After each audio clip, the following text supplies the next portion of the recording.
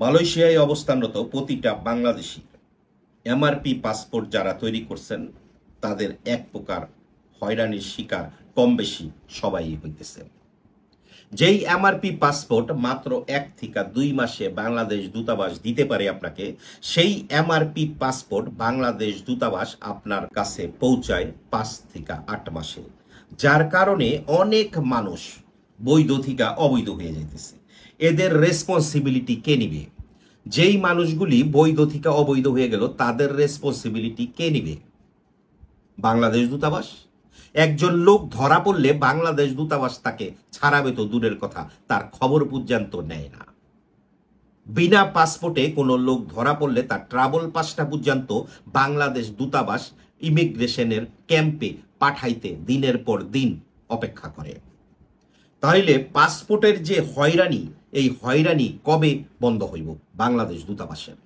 আমি আরেকটা কথা এখানে বলতে চাই, সেটা হইতেছে বাংলাদেশ সরকার মালয়েশিয়ান প্রবাসীদের সুবিধার্থে ইএসকেএলকে মালয়েশিয়ায় পাসপোর্টের সেবা দেওয়ার জন্য বসানো হয়েছে।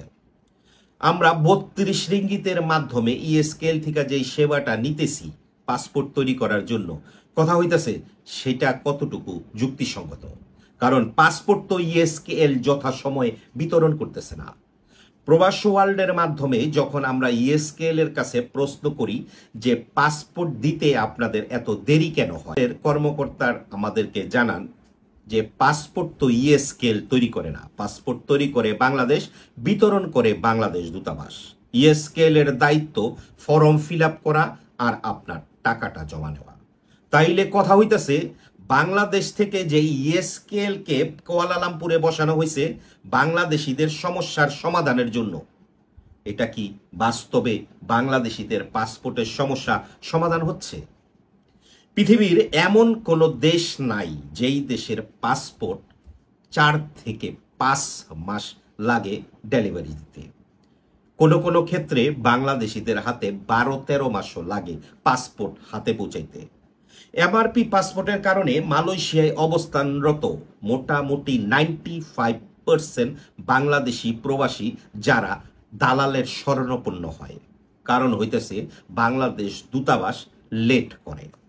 আপনি যদি সরাসরি পাসপোর্ট জমা দেন, বাংলাদেশ দূতাবাস কম হইলে 5 থেকে 6 মাস লাগাবে আপনার পাসপোর্ট পৌঁছাইতে।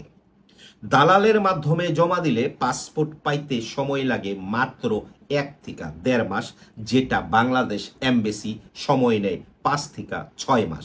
কিন্তু প্রশ্ন থেকে যায়, দুইটা পাসপোর্টই দালালের মাধ্যমে বলেন কিংবা পোস্ট অফিসের মাধ্যমে বলেন, কি ইন করে বাংলাদেশ এমবেসি।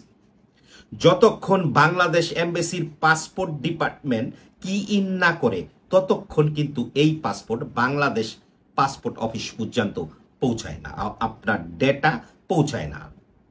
বাংলাদেশ এমবেসি কি ইন করার পরেই আপনার পাসপোর্টের ডেটা বাংলাদেশ পাসপোর্ট অফিস পর্যন্ত পৌঁছায়। কথা হচ্ছে দালালরা যে পাসপোর্ট অতি সহজে আপনার হাতে পৌঁছায় দেয়, যেটা 1 থেকে 1.5 মাসের মাধ্যমে, সেইটা কি ইন কে করে? বাংলাদেশ দূতাবাস নাকি ভূতে? যেই পাসপোর্ট দালালের মাধ্যমে করলে রিসিট আপনার হাতে চলে আসে 1 থেকে 2 সপ্তাহের মধ্যে, কিন্তু আপনি যদি নিজে নিজে জমা দেন সেই রিসিট আপনার হাতে আসতে 50 থেকে 70 দিন সময় লাগে। শুধু রিসিট, পাসপোর্ট তো কল্পনায় থেকে যায়।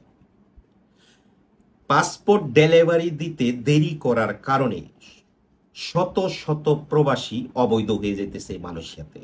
অনেকের ভিসা রিনিউ করতে 18 মাসের সময় লাগে, পাসপোর্টের মেয়াদ থাকতে হবে 18 মাস। নতুন পাসপোর্ট জমা দেওয়ার পরেও পাসপোর্ট না আসার কারণে অবৈধ হয়ে যায়। ইএসকেএল এর কাছে ই পাসপোর্ট জমা দিতে শত শত মানুষ প্রতিদিন ভিড় জমায়, কিন্তু কয়টা পাসপোর্ট ইএসকেএল এর মাধ্যমে ডেলিভারি হয়েছে? জি, ডেলিভারি দেয় বাংলাদেশ দূতাবাস, কিন্তু কতগুলি পাসপোর্ট ডেলিভারি দিছে? আপনি যদি এই কমেন্ট সেকশনে খেয়াল করেন, অনেক মানুষ কমেন্ট করবে 5 মাস হয়ে গেছে এখনো পাসপোর্ট পাই না। অনেকের ই পাসপোর্ট বাংলাদেশে থানা কিংবা পোস্ট অফিস পরিবর্তন হওয়ার কারণে যখন পুলিশ ভেরিফিকেশন বাংলাদেশে যায় তার ক্লিয়ারেন্স দেয় না।